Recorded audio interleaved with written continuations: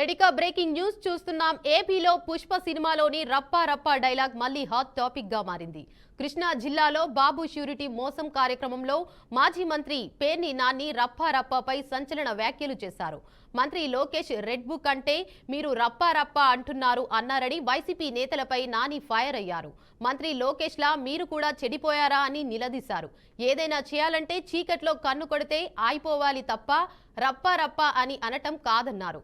ముళ్ళును ముళ్ళుతోనే తీయాలి అని సూచించారు. అంతే తప్ప పదే పదే రప్పా రప్పా అని వేలం వెర్రిగా మాట్లాడకూడదని కార్యకర్తలకు చెప్పారు. ప్రజల మనసుల్లో స్థానం సంపాదించే విధంగా పనిచేయాలని, ఇలా మాట్లాడితే ప్రజలు మన్నించరని కార్యకర్తలకు పేర్ని నాని సూచించారు.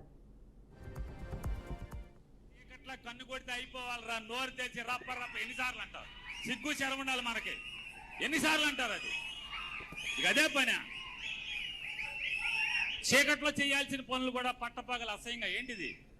రప్ప రప్పని చీకట్లో జరిగిపోవాలి. చెప్పేవాడు ఎవడో చేయడు.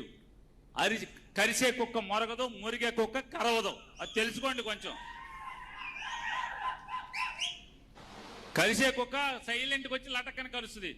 నీకు చేతనైతే రేపు గవర్నమెంట్ వచ్చిన తర్వాత ఎవడెవడు తప్పుడు వేషాలు వేసాడో ఆయన కరిసేయి. దానికి చెప్పాలి, ఎవడికన్నా చెప్పాలంట. రెండో గండి చెప్పాల్సిన పని లేదు. జరిగిపోవాలి. తర్వాత మీరందరూ కలిసి పలకరించాలి. ఎట్లా జరిగింది, ఏం జరిగింది, ఎవరు చేశాడని వెళ్ళండి. అరే